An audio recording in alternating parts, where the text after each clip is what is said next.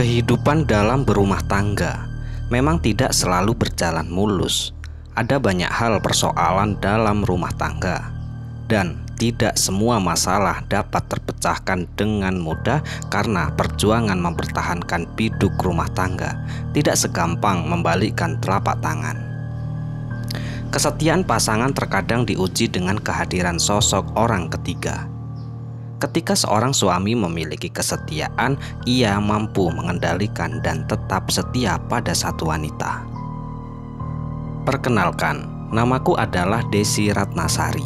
Aku biasa dipanggil dengan nama sebutan Desi, dan aku berasal dari daerah Pekalongan, Jawa Tengah. Aku sudah mempunyai keluarga. Nama suamiku bernama Wisnu, dan aku mempunyai satu orang anak yang aku beri nama Angga. Sudah 4 tahun kami membina rumah tangga. Tidak kusangka ternyata suamiku yang selama ini aku bangga-banggakan telah mengkhianati perasaanku ini.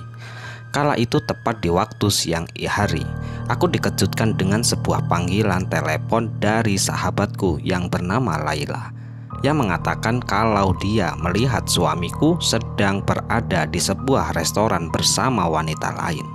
Tanpa banyak bertanya lagi, aku pun langsung menuju lokasi yang disebutkan oleh Laila sambil menggendong bayiku yang bernama Angga, yang baru aku lahirkan 5 bulan lalu. Betapa terkejutnya saat sampai di sana melihat suami sedang duduk sambil makan dengan seorang wanita berparas cantik. Dari kejauhan mereka terlihat sangat akrab layaknya sepasang kekasih yang sedang dimabuk cinta. Dengan suara bergetar menahan kesedihan, aku pun memanggil suamiku dan langsung menuduhnya selingkuh. Meskipun belum pasti mereka berselingkuh, tapi perasaan seorang istri tidak bisa dibohongi. Setelah melihat keakraban mereka tadi dari kejauhan, aku sangat yakin mereka mempunyai hubungan yang lebih dari sekedar teman. Setelah aku mulai mendekati suamiku yang bersama wanita lain itu, aku pun memberanikan diri langsung bertanya kepada suamiku, "Mas, kamu kok tega sih mas? Kamu tega mas meninggalkanku di rumah sendirian malah asik bersama wanita lain di sini mas?" Ucapku sambil terisak tangis meneteskan air mata di depan umum di sebuah restoran.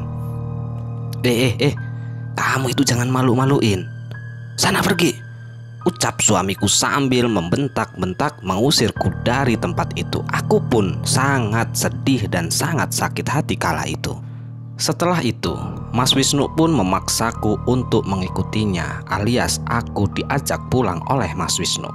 Dan tidak lama kemudian, Mas Wisnu pun membuka pintu mobil dan menyuruhku masuk, dan tak merasa malu wanita itu juga ikut masuk ke dalam mobilku. Ternyata suamiku itu yang bernama Mas Wisnu menjalin hubungan bersama sosok seorang wanita cantik yang bernama Angel. Kurang lebih hampir 5 bulan sudah mereka itu menjalin hubungan spesial. Selama ini memang dalam kurun waktu 5 bulan, suamiku itu kadang-kadang selalu minta izin kepadaku untuk pergi keluar kota. Bahkan pernah sesekali ia itu tidak pulang selama 3 hari. Aku pun tak menyadari kala itu, karena aku sangat percaya dengan suamiku. Selama menjalani pernikahan selama 4 tahun, suamiku itu tidak pernah berbuat semacam itu. Aku pun sangat percaya kepadanya, hingga akhirnya salah satu temanku yang bernama Laila itu memergoki ataupun melihat secara langsung suamiku sedang bersama Angel di sebuah restoran. Setelah aku menyaksikan dan melihat dengan mata kepalaku sendiri bagaimana Mas Wisnu di luar sana hidup berfoya-foya dan bermesra-mesraan dengan seorang wanita yang bukan istrinya, aku pun merasa sangat hancur dan sedih, dan aku bingung harus berbuat apa. Sedangkan anakku masih sangat kecil, masih berusia 5 bulan. Sebenarnya aku sangat menginginkan perceraian di antara aku bersama suamiku. Selain aku melihat menyaksikan perselingkuhan di depan mataku, Mas Wisnu yang berselingkuh dengan Angel, dan Angel saat ini pun sudah hamil anak dari Mas Wisnu. Disinilah sebenarnya aku sangat sudah mantap untuk ingin meminta bercerai kepada Mas Wisnu. Akan tetapi ada satu hal yang membuatku berat, yaitu adalah Angga, anakku yang masih sangat kecil, masih berusia 5 bulan. Aku sangat kasihan kepada anakku nantinya ketika aku dan Mas Wisnu bercerai. Anakku menjadi anak yang tak mempunyai keluarga yang utuh. Itu semua tidak aku inginkan dalam kehidupanku dan untuk masa depan anakku. Aku benar-benar merasa bingung aku harus berbuat apa, dan kala itu aku pun memutuskan dan memberanikan diri untuk mengadu pada mertuaku. Setelah aku mengadu dan menyampaikan semua permasalahan yang aku hadapi dalam rumah tanggaku bersama anaknya alias Mas Wisnu, tanggapan demi tanggapan yang ditanggapi oleh orang tua Mas Wisnu ataupun mertuaku itu sangat-sangat tidak berpihak bagiku. Seakan-akan mertua ataupun keluarga dari Mas Wisnu itu mendukung jika Mas Wisnu itu menikahi Angel, karena Angel saat ini sudah hamil anak Mas Wisnu. Ya, itu memang benar. Semua keputusan yang telah dilontarkan oleh keluarga dari Mas Wisnu yang tidak berpihak kepadaku itu memang benar harus dilakukan oleh Mas Wisnu, karena saat ini Angel sudah mengandung anaknya. Akan tetapi Mas Wisnu itu masih mempunyai seorang istri sah, yaitu aku yang bernama Desi. Dan dia pun sudah mempunyai seorang anak yang masih sangat kecil berusia 5 bulan, di mana hati suamiku itu memperlakukan keluarganya, memperlakukan aku dan anakku sekejam ini. Waktu demi waktu pun berlalu dan hari pun mulai berganti minggu. Kehidupanku masih saja seperti itu, ya, merasakan kesedihan yang teramat mendalam. Akan tetapi Mas Wisnu itu tidak menghiraukan apa kesedihan yang sedang aku rasakan. Setiap harinya di rumah, aku bersama Mas Wisnu itu hanya diam-diam saja, tidak ada satu patah kata pun. Bagaikan di rumah ini seperti menghuni di sebuah neraka yang sangat panas dan sangat tidak membetahkan diriku ini tinggal di rumah ini. Mas, aku mau minta tolong Mas sama kamu Mas, sekali ini Mas. Tolong tinggalkan Angel Mas. Kamu ndak lihat toh Mas, kasihan anakmu Mas Angga Mas. Kalau kita itu belum mempunyai seorang anak, oke lah kita cerai saja Mas. Tapi lihat Mas, kita sudah mempunyai seorang anak Mas. Di mana hatimu Mas? Ucapku sembari menunjuk Mas Angga yang sedang asik duduk sembari menghisap rokoknya itu. Kamu itu wanita, nggak tahu diri toh. Kan saya sudah bilang, aku tetap akan menikahi Angel. Kalau kamu memang nggak mau diceraikan, ya sudah. Aku tetap pada prinsipku. Aku akan menikahi Angel, jawab Mas Wisnu sembari berdiri, matanya melotot ke arahku. Yang menjawab pertanyaanku itu dengan sangat entengnya seperti itu. Seakan-akan Mas Wisnu itu sudah tidak menghargaiku sebagai istrinya. Memang benar, setelah aku memergoki Mas Wisnu berselingkuh dengan Angel, kehidupan rumah tangga kami berubah 190 derajat. Tak seperti zaman-zaman dahulu, setiap harinya kami itu selalu bermusuhan dan selalu bertengkar. Suara nada keras selalu terdengar ketika Mas Wisnu itu bicara, seakan-akan dia itu sedang memarahi seorang anak kecil yang bandelnya luar biasa. Dan aku pun sangat kasihan kepada anakku yang masih sangat kecil itu. Dan singkat cerita, hari demi hari pun berlalu. Aku sudah tidak tahan lagi menghadapi kehidupan bersama Mas Wisnu yang selalu berkata kasar. Bahkan sesekali Mas Wisnu itu sudah berani melakukan kekerasan tangan kepadaku. Karena aku sudah merasa sangat lelah menghadapi Mas Wisnu. Selain menghadapi Mas Wisnu, aku sudah tidak sanggup lagi karena mertuaku itu pun mendukung Mas Wisnu menikah dengan Angel, tak menghiraukan kehidupanku. Seakan-akan keluarga Wisnu semuanya menginginkan perceraian di antara kami itu terjadi. Akhirnya Aku pun memutuskan untuk memberanikan diri menceritakan semua masalah yang sedang aku hadapi bersama Wisnu dalam rumah tanggaku ini kepada orang tuaku. Karena waktu-waktu zaman dahulu pertama kali aku memergoki Wisnu, aku tidak ingin menceritakan kepada orang tuaku. Aku masih mempunyai harapan bahwa Wisnu akan berubah. Akan tetapi, seiring berjalannya waktu hingga kurang lebih hampir 1 bulan telah berlalu, Mas Wisnu semakin menjadi-jadi dan semakin tidak menghargai dan tidak menganggap kehadiranku dalam rumah tangga. Dan keesokan harinya pun telah tiba. Aku pun sudah mempersiapkan segala sesuatu yang akan aku bawa ke rumah orang tuaku pada waktu malam hari itu. Setelah aku memantapkan untuk menceritakan semua masalah dalam rumah tanggaku ini kepada orang tuaku. Persiapan-persiapan yaitu untuk baju dan perlengkapan lain anakku yang bernama Angga. Setelah semuanya itu dirasa lengkap dan sudah tidak ada yang ketinggalan, aku pun melangkahkan kaki dengan meneteskan air mata meninggalkan rumah saksi bisu pernikahan kami berdua. Setelah aku mulai melangkahkan kaki keluar dari rumah itu, aku pun menatap sedih ke arah anakku yang sedang terlelap dalam tidur. "Nak, kamu yang kuat ya nak. Kamu itu anak laki-lakinya ibu. Biarin bapak kamu berbuat seperti itu. Kita sekarang pergi tempat mbah ya." Gerutuku di dalam hati sembari menatap sedih ke arah anakku yang begitu sangat mungil nan ganteng itu. Dan singkat cerita, akhirnya perjalanan kurang lebih hampir 2 jam lamanya aku lalui dari Pekalongan menuju ke daerah Semarang. Akhirnya aku pun sampai ke desa tempat aku dilahirkan, yaitu desa tempat tinggal orang tuaku. Setelah aku turun dari angkutan umum, kemudian aku pun berjalan mencari pangkalan ojek biasa yang ada di kampungku itu. Setelah aku menjumpai tukang ojek, aku pun langsung meminta tolong kepadanya.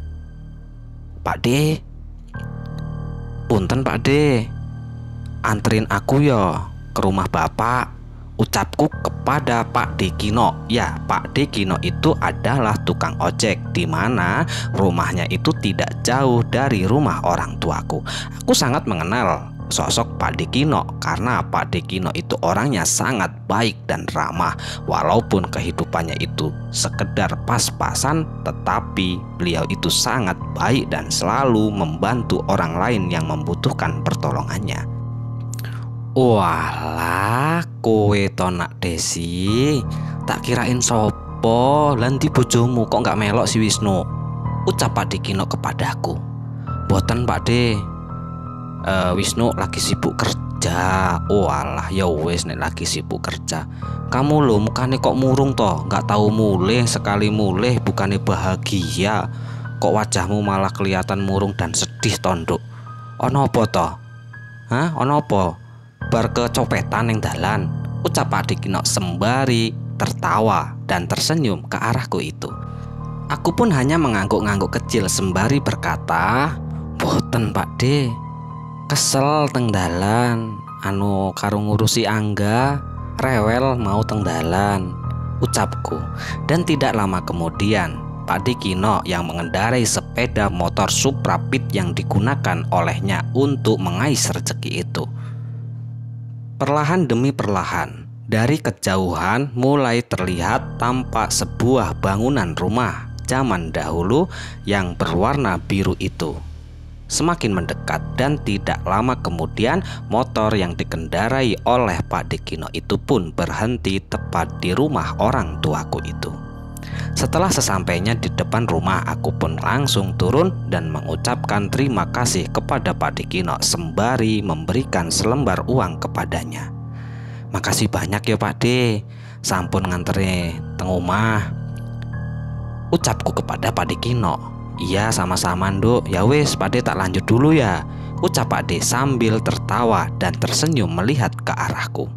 Aku pun setelah ditinggalkan oleh Pakde Kino kemudian sembari menggendong Angga melangkahkan kecil kakiku menuju pintu rumah orang tuaku itu. Aku pun mengetok pintu dan mengucapkan salam. Assalamualaikum.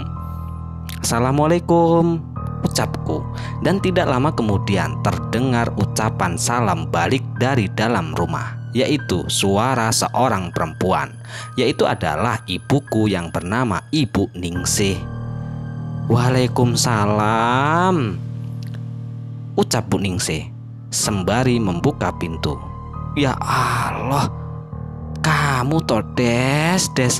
Lah kamu itu loh mau pulang kok ndak yo kasih kabar dulu ke mama toh. Moro-moro pulang kayak gitu, ucap ibuku sembari menatap ke arahku dan membawa barang bawaanku itu ke dalam rumah. Setelah aku memasuki rumah orang tuaku ataupun rumah ketika aku dilahirkan dan masa kecilku itu, ibuku lalu menggendong anakku yang bernama Angga dengan penuh kasih sayang dan serta ditimang-timang.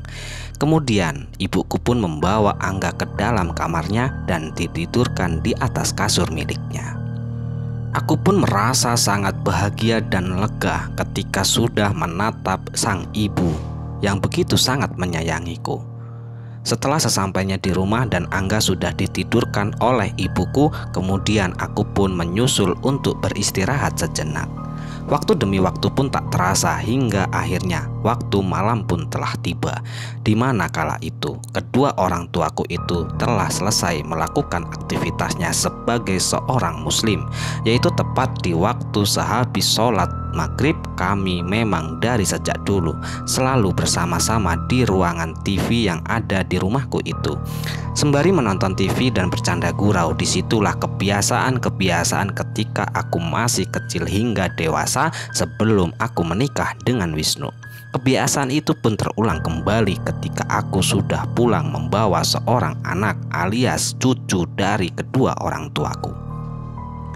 Kedua orang tuaku itu pun terlihat begitu sangat bahagia kehadiranku dan sang cucu itu di rumahnya. Selain kedua orang tuaku itu yang terlihat sangat bahagia atas kehadiran kami berdua, begitupun aku ketika aku sudah sampai di rumah dan menatap kedua orang tuaku. Kala itu kedua orang tuaku itu belum tahu apa masalah sebenarnya yang telah aku hadapi dalam rumah tanggaku. Aku sebenarnya ketika sudah sampai di rumah itu semua masalah seolah-olah itu sudah hilang. Namun semua masalah itu harus aku selesaikan secepat mungkin untuk masa depan sang buah hati tercinta.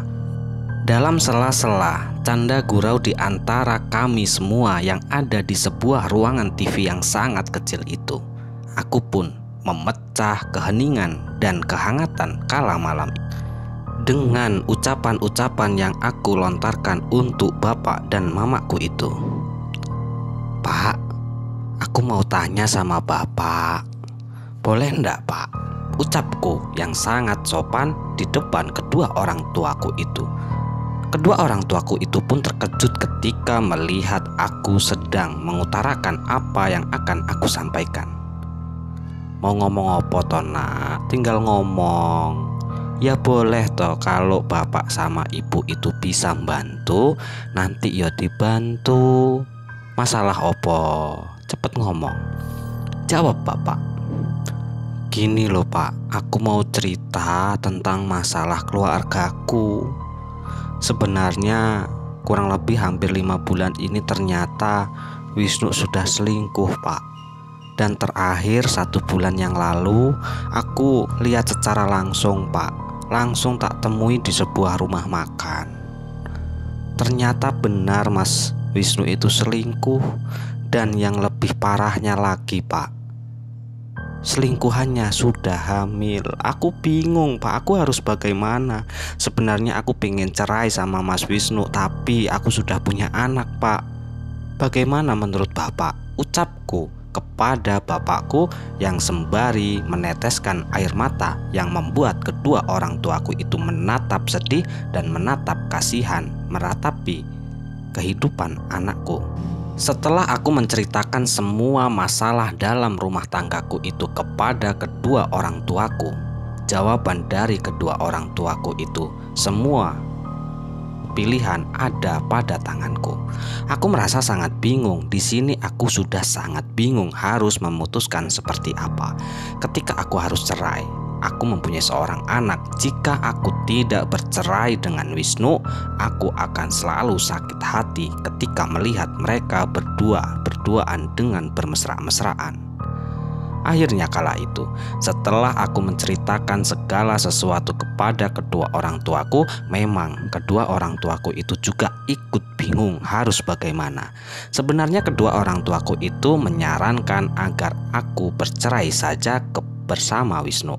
Akan tetapi, aku masih berpikir panjang meminta perceraian di antara aku bersama Mas Wisnu itu. Dan singkat cerita, hari demi hari pun telah berlalu dan hari mulai berganti minggu. Tepat di hari ini aku sudah 1 minggu lamanya tinggal bersama kedua orang tuaku tanpa kehadiran Wisnu.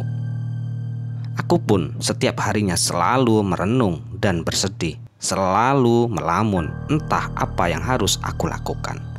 Akhirnya, karena rasa sakit hati dan dendam yang membara yang membuatku seperti ini, aku pun memberanikan diri untuk mencari solusi terbaik, yaitu menanyakan kepada salah satu temanku yang ada di desaku ini, yaitu meminta sebuah pertolongan, menunjukkan rumah seseorang yang mengetahui ataupun bisa membantu masalahku ini, yaitu seorang paranormal ataupun seorang dukun yang sakti mandraguna.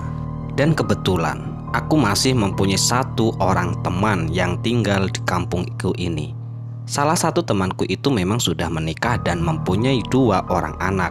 Akan tetapi dia itu sangat baik dan selalu membantuku ketika aku meminta pertolongan kepadanya. Temanku itu bernama Wulan. Wulan itu adalah anak dari Pak Dekino.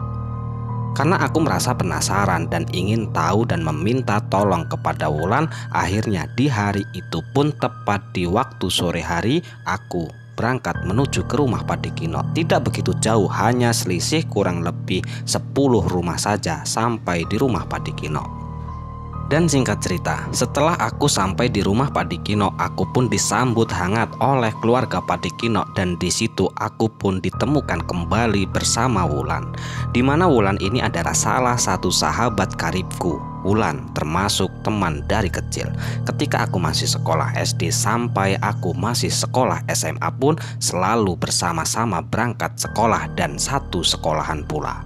Disitulah kami melepaskan rasa rindu sembari bercanda gurau. Di dalam canda-candaanku, aku pun meminta pertolongan kepada Wulan. Di situ Wulan tidak menghiraukan apa permintaanku itu. Namun Wulan itu menyarankan jangan ke seorang dukun, di mana solusi terbaik yang harus kamu pecahkan, kamu harus mendatangi sosok seorang kiai, di mana seorang kiai itu lebih pantas dan lebih bisa menenangkan hati dan menenangkan pikiran, dan bisa untukmu alias aku memutuskan jalan yang terbaik kehidupan di akan yang mendatang. Di situ aku mengelak atas saran yang diberikan oleh Wulan untukku itu. Memang benar, Wulan itu menyarankan aku pergi ke seorang kiai, tapi keinginanku yaitu membuat berantakan keluarga dari Mas Wisnu dan Angel, ataupun salah satu di antara mereka berdua itu mati secara mengenaskan. Bahkan yang aku harapkan mereka berdua itu mati bersama-sama, karena rasa dendamku yang sangat membara kepada mereka berdua.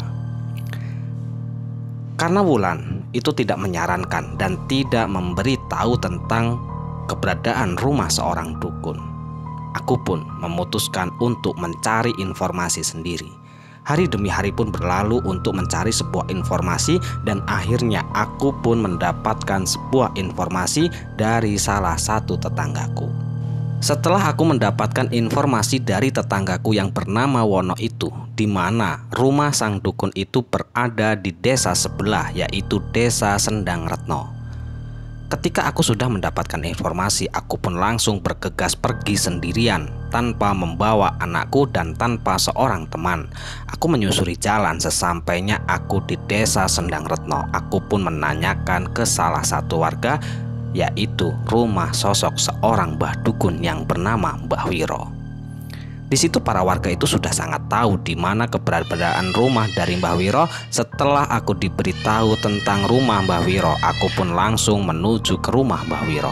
Sesampainya aku di rumah Mbah Wiro, aku pun disambut hangat oleh Mbah Wiro. Dan singkat cerita, di dalam rumah Mbah Wiro itu aku menyampaikan semua keluh kesahku kepada Mbah Wiro, dan Mbah Wiro itu pun merespon dengan baik dan mengiyakan semua permintaanku, yaitu aku meminta kehancuran dalam rumah tangga Wisnu dan Angel. Mbah, maaf Mbah, kedatanganku ke sini aku mau minta tolong sama sampean Mbah. Aku membawa 2 buah foto laki-laki dan perempuan, di mana satu foto seorang perempuan ini adalah pelakor, yang satunya laki-laki ini adalah suamiku Mbah. Aku mau minta tolong kepada sampean santet dia agar dia itu mati semua Mbah. Ucapku dengan nada yang sangat-sangat keras dan sangat yakin, mengharapkan semua itu terjadi setelah Mbah Wiro itu melakukan sebuah ritual. Dan singkat cerita, setelah aku menyampaikan semua masalahku dan meminta pertolongan kepada Mbah Wiro, terlihat Mbah Wiro itu langsung melangkahkan kaki menuju ke sebuah ruangan. Setelah memasuki ruangan, perlahan demi perlahan menyeruak bau yang sangat-sangat sedap, yaitu sebuah bau yang sangat khas seorang dukun, yaitu bau dupa dan bau minyak-minyak lainnya, dan berupa bunga-bunga 7 rupa. Kurang lebih hampir 30 menit lamanya Mbah Wiro berada di dalam, dan tidak lama kemudian Mbah Wiro itu pun keluar dari ruangan itu. Setelah keluar, Mbah Wiro itu pun memberikan sebuah bungkusan berwarna hitam, di mana meminta aku membukanya setelah aku sampai di dalam rumah. Aku pun mengiyakan semua permintaan dari Mbah Wiro itu. Setelah selesai, Mbah Wiro itu menyampaikan semua persyaratan yang harus aku lakukan. Aku pun berpamitan pulang sembari memberikan sebuah amplop berwarna putih kepada Mbah Wiro. Dan singkat cerita, di situ aku pun langsung berpamitan pulang tanpa sepengetahuan dari kedua orang tuaku. Aku memang benar-benar menyembunyikan aku telah mendatangi sosok seorang dukun yang bernama Mbah Wiro kepada orang tuaku itu. Aku takut jika kedua orang tuaku itu marah kepadaku, karena kedua orang tuaku itu tidak membolehkan ataupun mempercayai hal-hal semacam itu kepada seorang dukun. Dan singkat cerita, setelah kedatanganku meminta pertolongan kepada Mbah Wiro berhari-hari lamanya, namun tidak ada respon sama sekali, di mana kehidupan Wisnu bersama Angel itu masih baik-baik saja, dan terlihat mereka berdua itu sangat bahagia. Kurang lebih hampir 40 hari aku menunggu respon santet yang telah dikirimkan oleh Mbah Wiro, namun semua itu tidak terjadi. Justru mereka itu sangat baik-baik dan bahagia. Aku yang melihat mereka berdua itu sangat bahagia pun merasa sangat sakit hati. Rasa dendamku semakin membara yang membuatku semakin depresi. Hari demi hari pun aku lalui begitu sangat-sangat sedih. Aku selalu melamun menatapi kehidupanku yang begitu sangat kacau ini. Kedua orang tuaku yang melihat setiap harinya aku melamun dan menatap raut wajahku yang berkecamuk penuh masalah di dalam pikiranku. Kedua orang tuaku itu takut jika akan terjadi apa-apa terhadapku. Akhirnya mereka berdua itu pun memutuskan membawaku ke sebuah pesantren, di mana pesantren itu adalah tempat tinggal bapakku ketika masih kecil. Memang ayahku itu sejak dia itu masih sekolah SD hingga SMA, ayahku itu selalu tinggal di pondok pesantren. Bisa dibilang bapakku itu jika dalam segi hal ilmu agama itu memang mumpuni, namun tidak menjadi seorang kiai. Disitulah aku dibawa di sebuah pesantren yang ada di daerah Jawa Tengah.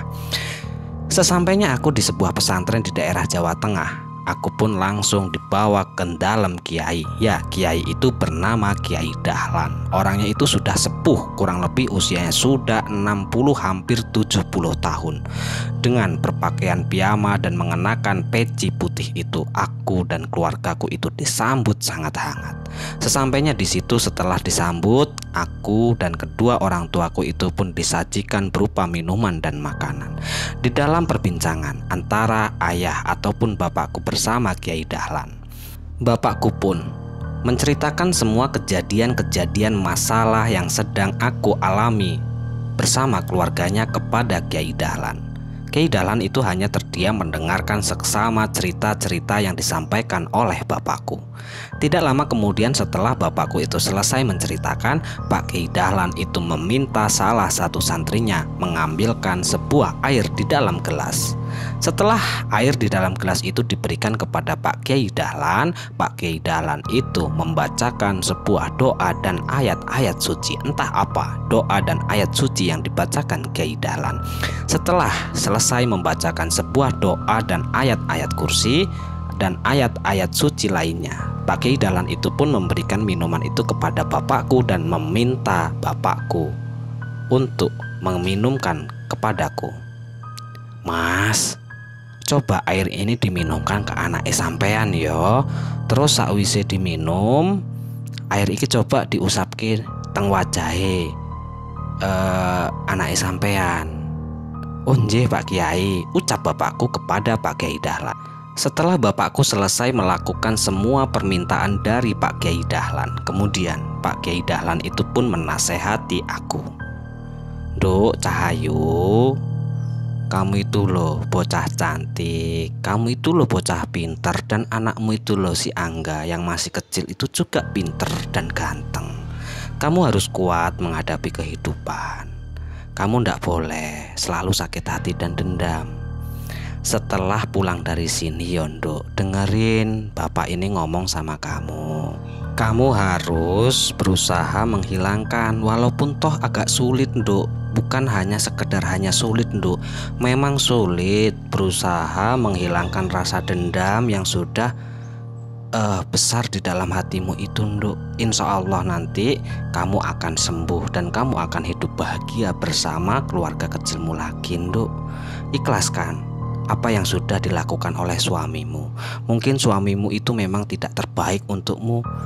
Yang Maha Pencipta dan Maha Kuasa itu akan memberimu sosok pengganti yang akan lebih baik dan bertanggung jawab lagi.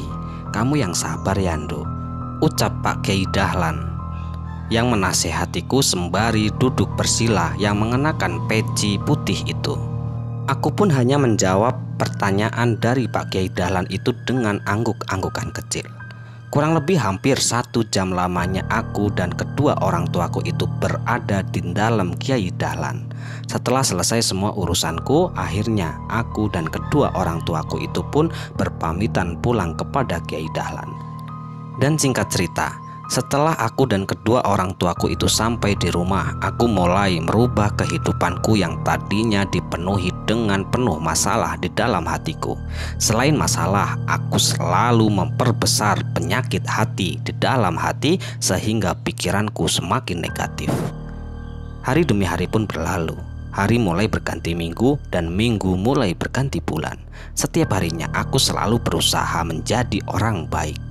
Aku selalu melakukan apa yang diminta oleh Pak Kiai Dahlan kepadaku, yaitu melakukan sholat 5 waktu, tidak boleh ketinggalan. Dan selain menjalankan kewajiban sebagai orang muslim, menjalankan sholat 5 waktu, aku pun diminta oleh Pak Kiai Dahlan melaksanakan sebuah sholat sunnah malam. Setelah selesai melakukan sholat sunnah malam, aku diminta untuk membaca sebuah zikir-zikir yang diberikan oleh Pak Kiai Dahlan. Kurang lebih hampir 3 bulan lamanya aku menjalankan semua permintaan dan nasihat dari Pak Kiai Dahlan itu. Kehidupanku mulai semakin baik. Aku pun merasa sangat berterima kasih kepada Pak Kiai Dahlan yang orangnya sangat baik, orangnya sangat berwibawa dan mempunyai ilmu sangat tinggi tentang agama.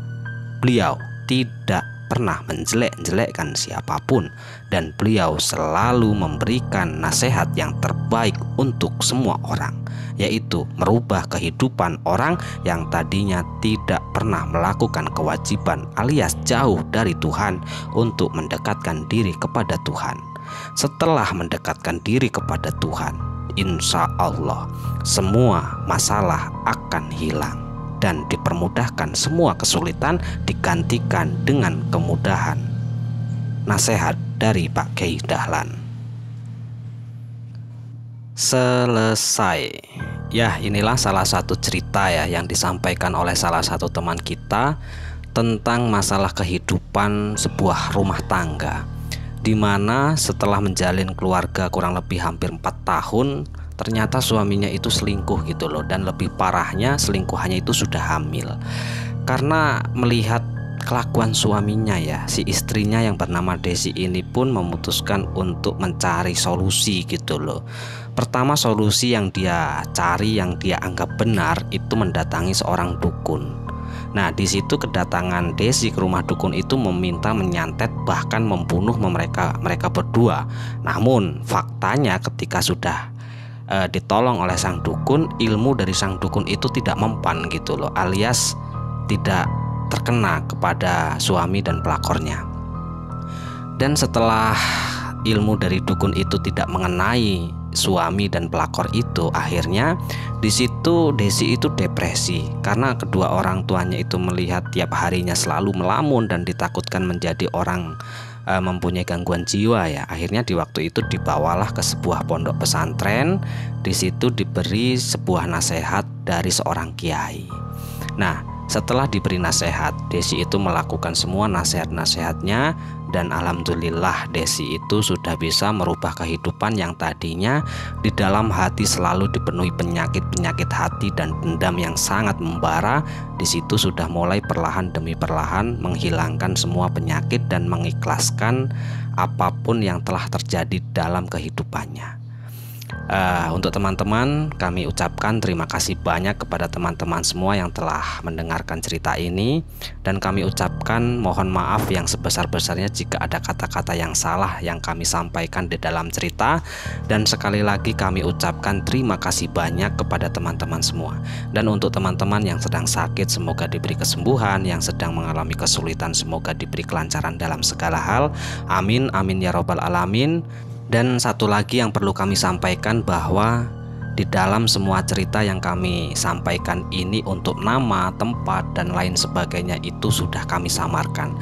Dan kami ucapkan mohon maaf jika ada persamaan di dalam nama ataupun tempat. Bye, sampai jumpa di cerita selanjutnya. Akhirul qouli, wassalamualaikum warahmatullahi wabarakatuh.